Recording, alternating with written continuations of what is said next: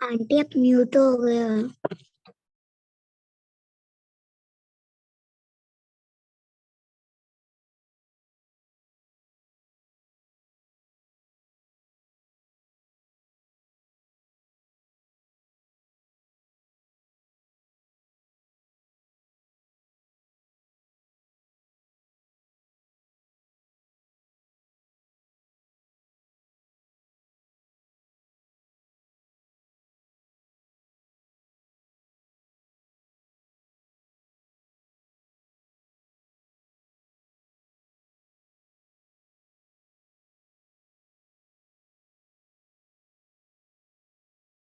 हाँ कुसुम जी कहाँ है?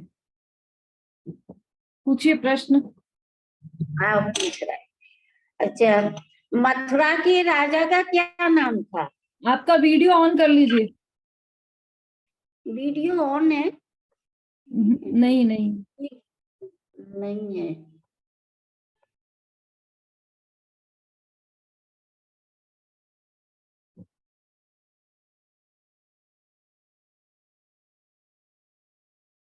हाँ बोलिए अनीता जी।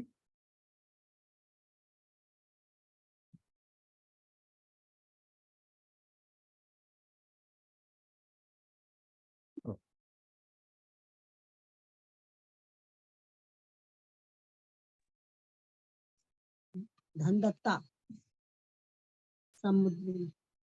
हाँ बोलिए। धनदत्ता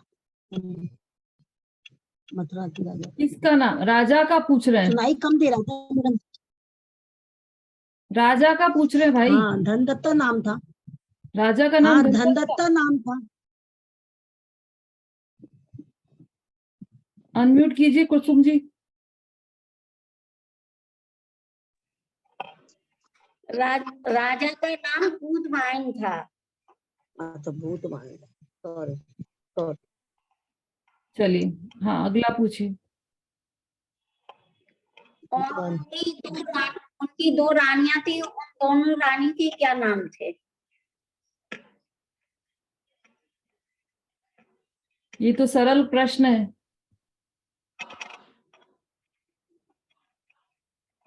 दो रानियों के क्या नाम थे? विमलेश जी। हाँ दीदी, पहले तो उर्मिला रानी थी दीदी उनकी पटरानी, फिर वो बुद्धासी से शादी कर ली थी, दूसरी रानी बुद्धासी। बिल्कुल सही। चलिए ठीक है। बस इस तरह से हमने ये देखा कि प्रभावना अंग में वज्र कुमार प्रसिद्ध हुए। और वज्र कुमार क्यों नाम पड़ा था उनका? उनके हाथ में वज्र का चिन्ह था, इसलिए उनका नाम वज्र कुमार पड़ा था। और प्रभावना अंग में क्यों प्रसिद्ध हुए? कि उन्होंने वहां शास्त्रार्थ करके वहां पर रथ चलवाया। रथ यात्रा में पहले जैनियों का रथ आगे चलवाया और उसकी पूजा आदि की। तो इस तरह से वो प्रभावन अंग में वज्र कुमार प्रसिद्ध हुए। उनकी पूरी स्टोरी अपन सुन चुके हैं। तो हमें भी प्रभावना करने में, जैन धर्म की प्रभावना करने में किसी भी तरह से पीछे नहीं रहना चाहिए। जिस भी तरह से हम कर सकें, किसी भी तरह से हमें जैन धर्म की प्रभावना जरूर करना चाहिए, है ना। जब हमें लग रहा है कि ये मनुष्य जन्म मिला है हमें, और यहाँ पर जैन कुल मिल गया है, और जैन कुल में ये जैन शासन को हमने पढ़ा ना, 7 तत्व कैसे होते हैं, कैसा होता है जैन शासन। अहिंसा परमो धर्म, अहिंसा को ही परम धर्म बताने वाला जैन धर्म है। तो ऐसा महान धर्म हमें मिला है, तो हम चाहेंगे कि सभी जीवों को यह मिले। सभी जीव इसके जैन शासन के अंतर्गत, ये जितना भी जैन दर्शन है उसको पढ़े, उसको समझे, जैन दर्शन को समझे, जैन फिलोसॉफी को समझे। तो इसके लिए हमें जिन धर्म प्रभावना अवश्य अवश्य करना चाहिए, है ना। कहीं बोली लगती हो तो हमें बोली भी लेना चाहिए। करोड़पति हो तो 1,00,000 2,00,000 की बोली ले ले, और गरीब हो तो वो बोली नहीं ले पाए, है ना, 100 की 1,000 की बोली ले, तो वह 1,00,000 2,00,000 की बोली लेने वाला ज्यादा धर्मात्मा हो गया, ऐसा नहीं है। ऐसा क्यों नहीं है? क्योंकि ये जितनी भी जिन धर्म प्रभावना है, यह प्रभावना निश्चय से तो निज धर्म प्रभावना होनी चाहिए। अपनी आत्मा में, अपनी परिणति में, अपने ध्रुव तत्व की प्रभावना हो, यही सच्ची प्रभावना है। और जिसके अंतर में ये प्रभावना होती है, उसके बाहर में स्वतः ही जैन धर्म की प्रभावना होती ही है। क्योंकि उसे लगता है कि जैसे मेरा आत्मा ज्ञानादि अनंत गुणों का खजाना है, ऐसे सभी जीवों का आत्मा ज्ञानादि अनंत अनंत गुणों का खजाना है। और मुझे जैसे यह बात जिन धर्मों में समझ में आई है, तो सभी जीवों को यह बात समझ में आना चाहिए कि मैं अनंत गुणों का खजाना हूं, मैं ज्ञानानंद स्वभावी हूं, मैं परद्रव्य का कर्ता नहीं हूं, मैं परद्रव्य का भोक्ता नहीं हूं, मैं तो एक अमूर्तिक त्रिकाली ध्रुव भगवान आत्मा हूं। ऐसी बात सभी जीवों को समझ में आना चाहिए, इसलिए उसे जिन धर्म प्रभावना की भावना अवश्य होती ही है। तो हमने ये देखा कि ये इस तरह से हमने 8 गुण देखे, 8 गुणों में कौन कौन प्रसिद्ध हुआ है यह भी हमने देखा। सबने आपने लिखा भी है, 8 गुणों के नाम भी लिख लिए हैं, और उसमें किसमें कौन प्रसिद्ध हुआ यह भी लिखा है आपने। निशंकित अंग में कौन प्रसिद्ध हुआ?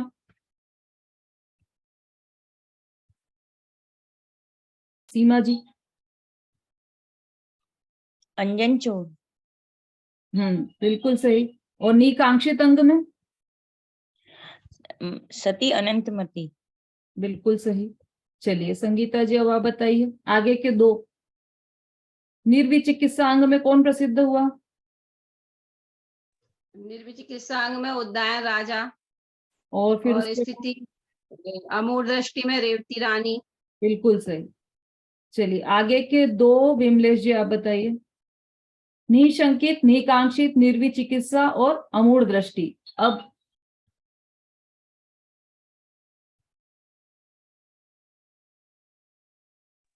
स्थिति कर्म में दीदी वो हुए हैं वाडिसैन मुनि, पुष्पडाल को उन्होंने कहा था, और उपवन में जिनदत्त सेठ, जिन भक्त सेठ। बहुत बढ़िया, बिल्कुल सही। आगे के 2 स्वाति जी बताइए।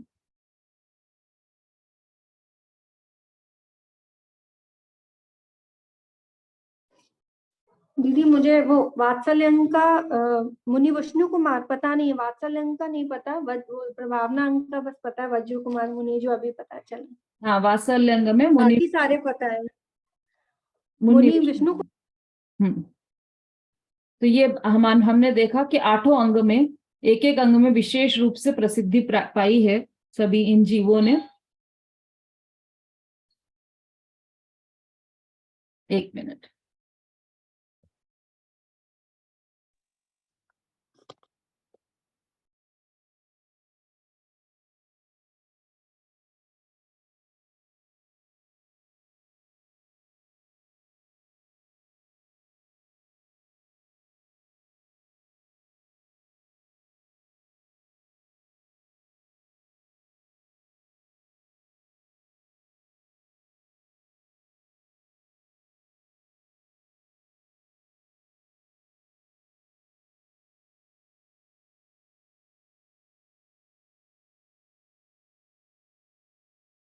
दोष है तो जैसे निशंकित अंग है, तो उससे विपरीत क्या हुआ? शंका दोष, है ना, आया ना। इन गुणते विपरीत दोष तसु तिनको सतत खिपावे।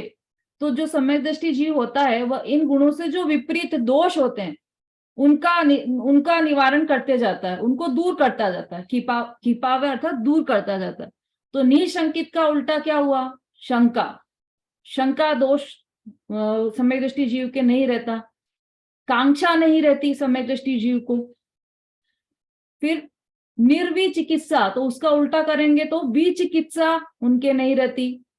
उपगुहन का उल्टा अनुपगुहन नहीं रहता सम्यक दृष्टि जीव को, है ना। देखो इसमें दिए होंगे पूरे 8 नाम।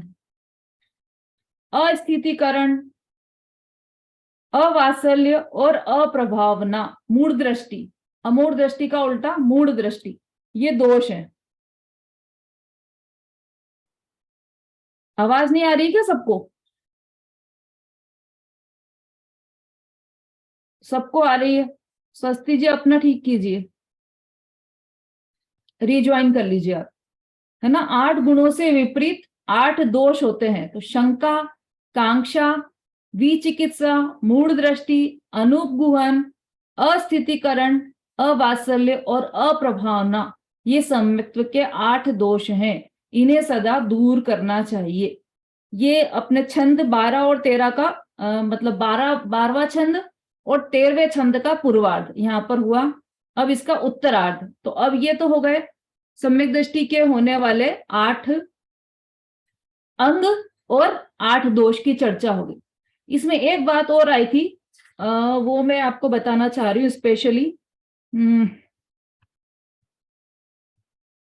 पेज नंबर 71 निकालिए, छंद नंबर 11वां।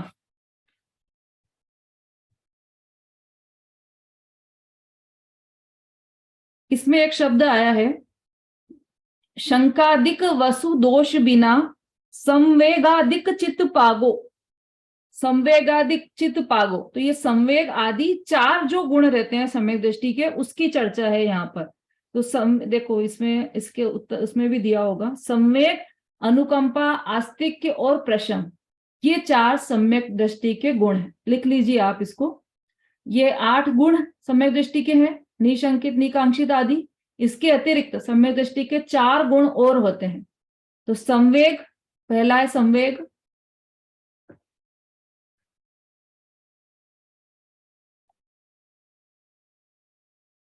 पहला संवेग, दूसरा अनुकंपा, तीसरा आस्तिक्य, संवेग, अनुकंपा, आस्तिक्य और प्रशम।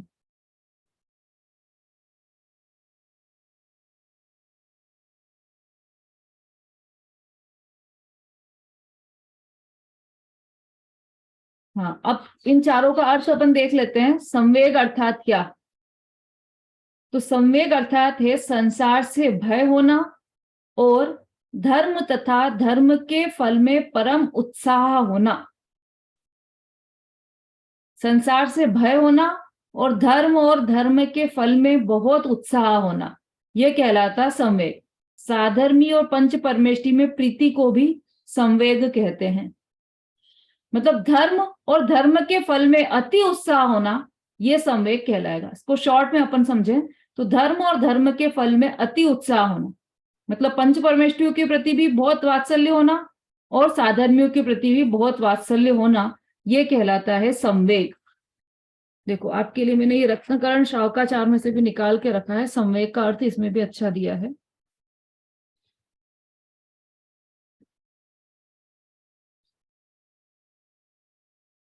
सम्यक दृष्टि को संवेग अर्थात धर्म से अनुराग होता ही है।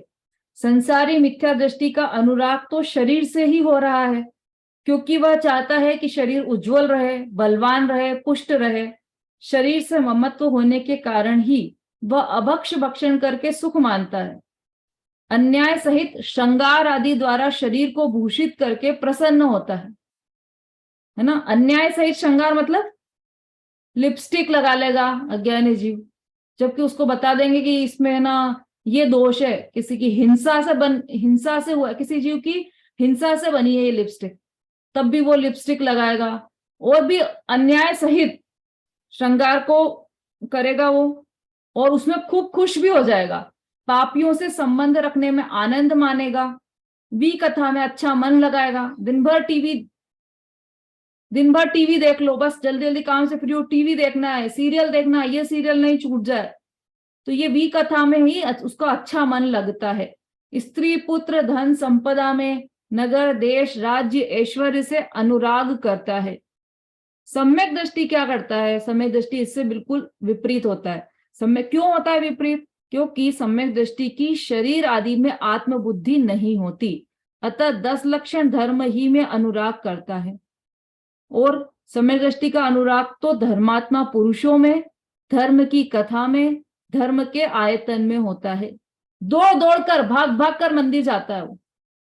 बस घर के काम से पीछा छूटा, चलो मंदिर, चलो मंदिर, चलो मंदिर। तो धर्मायतन के प्रति भी अनुराग रहता है, धर्मी जीवों के प्रति भी अनुराग रहता है। फ्रेंड्स बनाना है, तो वो क्या करेगा कि बाहर फ्रेंड्स नहीं बनाएगा, क्योंकि वो तो समय वेस्ट होगा वहां पे फ्रेंड्स बनाने में। दो फ्रेंड्स मिलकर आपस में क्या बात करेंगे, अरे आजकल तो बहुत ठंड है, हम तो ठंड में ऐसा करते हैं, हम तो ऐसा करते हैं। वो कहेगा कि हमारे यहाँ तो कम ठंड है, तुम्हारे यहाँ ज्यादा ठंड है। बस ये फालतू की जिन चर्चाओं का कोई सार नहीं है, ये चर्चाएं चलती है दो फ्रेंड्स में। लेकिन दो साधर्मी मिलेंगे तो क्या चर्चा करेंगे, तुमने किस ग्रंथ का स्वाध्याय किया, उस ग्रंथ में क्या आया, आज तुमने क्लास अटेंड की थी तो आज क्लास में क्या चला, किस विषय में बताया, अच्छा तो बताओ कि समय दृष्टि के कितने अंग होते हैं, कौन कौन से अंग होते हैं। इस प्रकार की चर्चा चलेगी। तो ये जो चर्चा है वह आत्महितकारी है, हमारे हित के लिए है चर्चा। तो यही चर्चा साधर्मियों से चलेगी। बोलिए अनीता जी।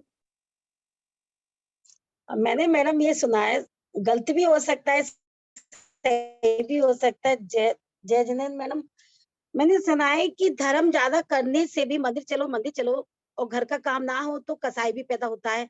ये धर्म कहाँ तक सीमित है? मंदिर जाना सीमित है या घर में शांति रहे और समय मिले तो मंदिर जाओ, बहुत अच्छी बात है, मंदिर में शांति मिलती है, मगर घर में कले ना हो और अच्छा स्वभाव बना के रखो और मन में तो ये है कि बस मेरा मंदिर यहीं पर ही है। घर में शांति रहे, भक्त पड़े तो मंदिर चले जाओ तो उससे और अच्छा है। अच्छा प्रश्न है आपका कि ये धर्म कहाँ तक सीमित है, कहाँ से प्रारंभ होता है और कहाँ खत्म होता है। अभी आप शायद अटेंड नहीं की थी, आपने 2-3 दिन क्लास, तब ये चर्चा चली थी कि घर में कोई बूढ़ा व्यक्ति हो और वह पलंग पर लेटा हो, बीमार हो और दर्द से कराह रहा हो, और बहू आए और यह कहे कि पिताजी मैं मंदिर जा रही हूँ, तो कि मेरा चाय बना जा, कि अभी नहीं टाइम है, मेरा स्वाध्याय का टाइम हो गया है, तो उसको समय दर्शन नहीं होगा। क्योंकि ये सामान्य आचार्य विचार तो प्रत्येक जैनी में होना ही चाहिए। इतना सामान्य विवेक होना चाहिए कि घर में कोई दर्द से कराह रहा हो, कोई बुजुर्ग हो, माता पिता हो, तो उनकी सेवा पहले करे, बल्कि उनके पास बैठे, उनको उनके दर्द हो तो वो उसका वहां पर हाथ पैर दुख रहे हैं तो हाथ पैर दबाए और फिर वहीं पर अपनी जिनवाणी लेकर उनको भी सुनाए और स्वयं भी स्वाध्याय करे। ये इतना सामान्य विवेक तो हर जीव में होना चाहिए। और लेकिन इसमें स्वच्छंदता करते हैं लोग कि अरे अपने तो घर में ही मंदिर है, घर में शांति है तो घर में ही मंदिर है, तो वो मंदिर नहीं जाए। तो ये छल ग्रहण नहीं करना है उसमें, कि आप घर के काम कीजिए, पूरे इतने काम कीजिए कि जिससे क्लेश नहीं हो, घर में शांति बनी रहे, पूरे घर के काम कीजिए, उसके बाद मंदिर जाइए। इसमें एक बात और है, घर के काम तो कभी खत्म ही नहीं होंगे, ये तो नियम है। घर के काम कभी भी खत्म नहीं, आप कितने भी काम कर लो, घर के काम खत्म नहीं होते हैं। तो उसके लिए आपको बैलेंस बनाना पड़ेगा, अपने क्षयोपशम का, अपने विवेक का उपयोग यहां पर करना पड़ेगा कि आप कैसे बैलेंस बनाते हो, कि आप मंदिर को भी साध रहे हो और घर को भी साध रहे हो, ऐसा बैलेंस बना के चलना पड़ेगा। जैसे कुछ मेरे परिचय में आते हैं लोग, तो बोलते कि आप सुबह मंदिर कैसे चले जाते हो? हमको तो ऐसा लगता है कि नहीं ये भी कर लो, पहले ये भी कर लो, सुबह उठ के ऐसा लगता है सारे काम खत्म करो उसके बाद मंदिर जाएंगे, ऐसा लगता है। तो वो उनकी जो बहू थी, उनकी सास तो बड़ी खुश हुई कि हमारी बहू तो ऐसे करती है, पूरे काम निपटा कर फिर मंदिर जाती है, बहुत खुश होती है सास। लेकिन काम कभी भी पूरे नहीं होते, और मंदिर का समय सुबह मॉर्निंग का ही होता है, क्योंकि सबसे अच्छा समय होता है वह, जो सबसे अच्छा समय हो वो सबसे अच्छी जगह पर देना चाहिए। तो सबसे अच्छी जगह कौन सी है? मंदिर जी सबसे अच्छी जगह है, तो सबसे अच्छा समय मंदिर जी में दो, इसमें क्लेश नहीं हो। बस ये आप ध्यान रखो कि आप घर में पतिदेव चिल्ला रहे हैं कि चाय और ये कह रही कि नहीं सुबह का समय है तो मैं तो मंदिर जाऊंगी, वो नहीं, उसको आप साध कर चलो। चाय भी बना दी आपने और मंदिर भी अटेंड कर लिया।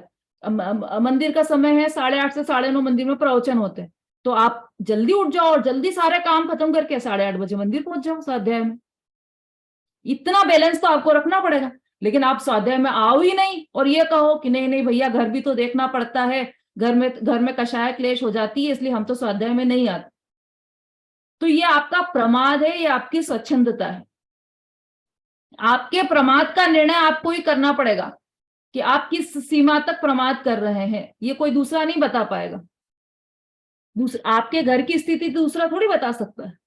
तो आपको खुद को अपने विवेक से निर्णय लेना होगा कि कब किस टाइम में मंदिर जा सकता हूं और किस टाइम में ज्यादा से ज्यादा मैं मंदिर किस तरह जा सकती हूँ, किस तरह धर्म साध सकती हूँ।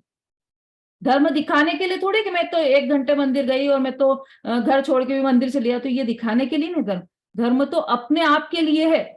और आप धर्म इसलिए भी नहीं है कि आप उसमें स्वच्छंदी हो जाओ कि मैं तो भाई धर्म तो अपने में ही है, तो अपन धर्म बाहर की वस्तुओं में है ही नहीं।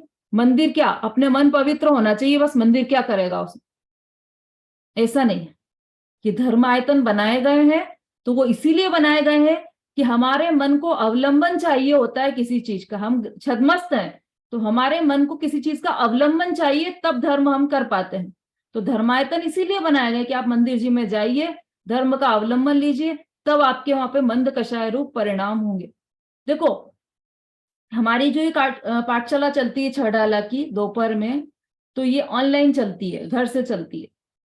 लेकिन जो सुबह और शाम ये 2 टाइम मंदिर जी के फिक्स हैं। तो उस टाइम हम ये जो पाठशाला, बहुत लोगों ने कहा कि आप दीदी ये सुबह 2:30 बजे का टाइम हमको सूट नहीं कर रहा है, बच्चे स्कूल जाते हैं तो आप मॉर्निंग में ले लिया कीजिए। लेकिन उनको मना किया कि नहीं, सुबह का टाइम तो मंदिर जी का है और मंदिर जी में ही जाएंगे। आप भी मंदिर में जाइए और हम भी मंदिर में जाएंगे, क्योंकि जिनायतन भी सुने नहीं रहना चाहिए। सुबह का समय जिनायतनों के लिए है, तो वहां पर जाइए। और ये फर्क हमें भी समझ में आता है कि जैसे अभी हम घर में हैं, तो घर में हम अटेंड तो कर रहे हैं क्लास, लेकिन घर में वो परिणाम नहीं होते जो मंदिर जी में जाकर परिणाम में जो मंद कषाय रूप परिणाम होते हैं, वो जितने मंदिर में होते हैं वैसे घर में नहीं होते। हम कितनी भी कोशिश कर लें, लेकिन स्थान का फर्क तो पड़ता है। तो इसलिए बेहतर ये कि हम मंदिर जी में जाएं और वहां पे धर्म साधन करें। अनीता जी, आपका प्रश्न क्लियर हुआ, उत्तर आ गया आपको?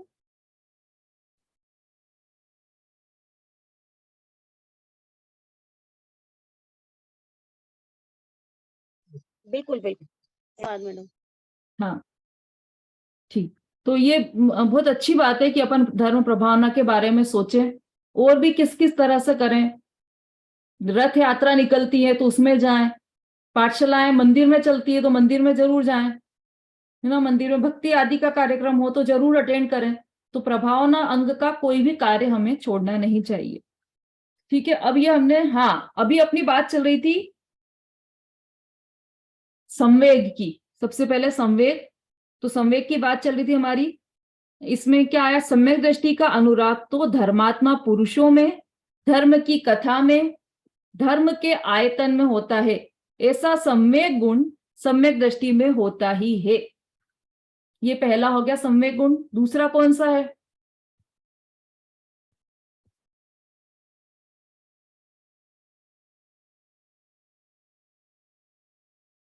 हाँ अभिलाषा जी बोली।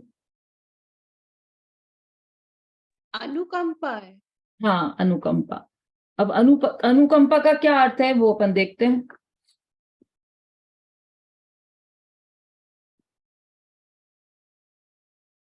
अनुकंपा का अर्थ वैसे एक शब्द में दिया जाए तो दया है, ठीक है, पर इसको प्राणी मात्र पर दया का भाव, ये है अनुकंपा। अनुकंपा अर्थात प्राणी मात्र पर दया का भाव।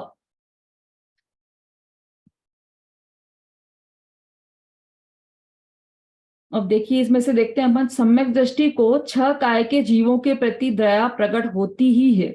दूसरे जीवों का दुख देखकर अपने परिणाम कंपित हो जाने से स्वयं ही दुखी हो जाना तथा दूसरे जीवों का दुख दूर करने का परिणाम होना, वह सम्यक दृष्टि का अनुकंपा नाम का गुण है।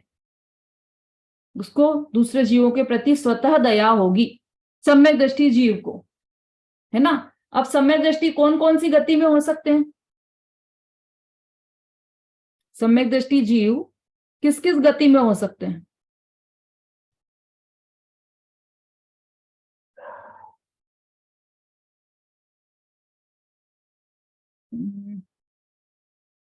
विशु जी बोलिए।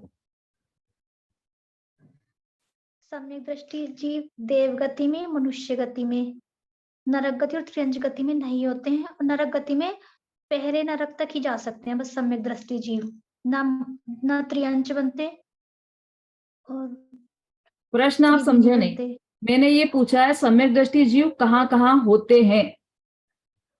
कहाँ होते हैं? चलिए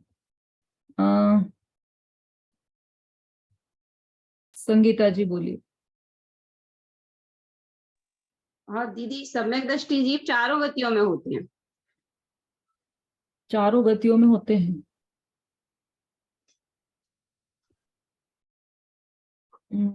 सरिता जी बोलिए।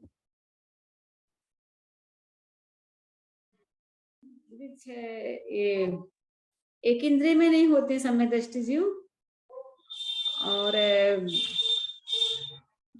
बाकी वो पुरुष वेद में होते हैं। नहीं, स्त्री वेद में भी होते हैं।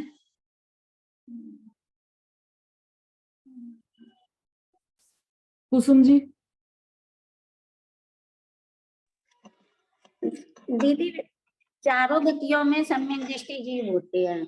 मनुष्य गति में तो होते ही हैं, और देव गति में भी होते हैं, और नरक गति में तो अभी भी अपने राजा सैनिक में, और त्रियंच गति में भी होते हैं। अपने महावीर भगवान की जीव ने भी लिया था सम्यक दर्शन, और पार्श्वनाथ की भगवान ने भी हाथी की पर्याय में सम्यक दर्शन लिया था। इस तरह वे चारों गतियों में ही होते हैं, और आज भी लवण समुद्र में असंख्यात जीव सम्यक दृष्टि है। स्वाति जी बोलिए। हाँ दीदी, मैं भी यही कह रही थी जो आंटी। ठीक है, हाँ ठीक है, आपका उत्तर संगीता जी ने भी बिल्कुल सही उत्तर दिया है। चारों ही गतियों में सम्यक दृष्टि जीव होते हैं। उत्पन्न कहाँ होते हैं ये प्रश्न नहीं था अभी हमारा, कहाँ होते हैं। सम्यक दृष्टि जीव तो चारों ही गतियों में हो सकते हैं, नरक में भी हो सकते हैं, देव, मनुष्य और तिर्यंच चारों ही गतियों में सम्यक दृष्टि जीव हो सकते हैं। ठीक है, हो सकते हैं या होते हैं, एक ही बात। अब प्रश्न ये है कि ये जैसे अनुकंपा गुण है, तो अनुकंपा गुण का क्या अर्थ लिखा आप सभी ने अभी, कि दूसरे जीवों के प्रति दया होना। तो सम्यक दृष्टि जीवों को दूसरे जीवों के प्रति दया होती है। ठीक है, अब जो तिर्यंच है या नारकी है, उनको ये अनुकंपा गुण होगा कि नहीं होगा?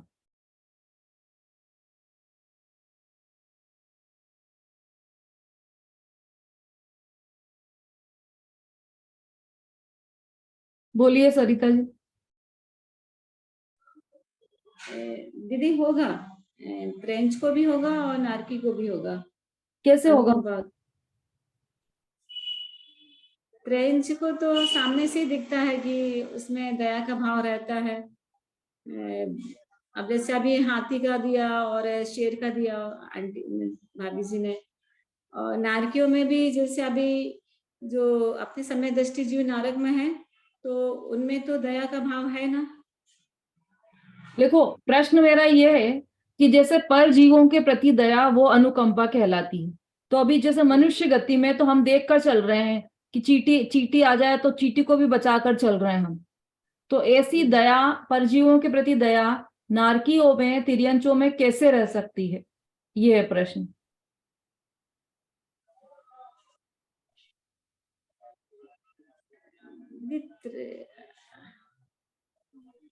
इतना नहीं समझा पा रही। हाँ बोलिए।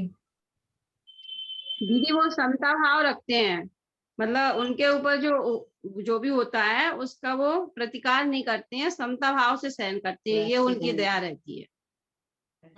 जैसे नरक में है, त्रियंच में है। और कोई उदाहरण? हाँ कुसुम जी बोलिए। जैसे दीदी त्रियंच गति में तो जब सम्यक दर्शन प्राप्त हो जाता है तो वो कभी अनछना जल नहीं पीते, झरने का झरता हुआ ये पानी पीते हैं, और रात्रि में कुछ नहीं करते। अगर उनकी बावड़ी में अगर उन्हें रात्रि दिख जाए तो वो बार बार लौट आते हैं। तो इस तरह उनका सम्यक दर्शन पता लगता है। और नरक गति में भी वो अंदर से तो मारना नहीं चाहते हैं, पर वो क्षेत्र ऐसा है कि वहां जो है तो वो दिखते हैं कि मतलब कि ये मार रहे हैं, काट रहे हैं, पर वो उनके अंदर तो यही था कि किसी जीव को ना मारे, पर क्षेत्र। ठीक है, ये जितने भी गुण है ना सम्यक दृष्टि जीव के, वो निश्चय से और व्यवहार से दोनों है, दोनों लागू पड़ते हैं। और निश्चय सम्यक दर्शन है, वहां पर ये व्यवहार सम्यक दर्शन होता ही होता है। और व्यवहार सम्यक्त के अंतर्गत ये सारे ही गुण होंगे, निशंकित, निकांक्षित, निर्विचिकित्सा, संवेग, अनुकंपा, आस्तिक्य और प्रशम, ये सभी गुण होंगे।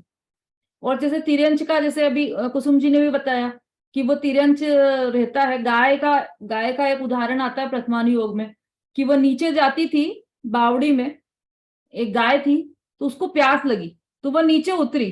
अरे आज तो टाइम बहुत हो गया है, चलो अपन आगे की चर्चा कल करेंगे, है ना। अभी यही पूर्ण विराम लेते हैं अपन। जिनवाणी स्तुति। जावाणी के ज्ञान से सूझे लोकालोक, सोवाणी मस्तक नमो सदा देत हूँ ढोक। बोलिए जिनवाणी माता की जय।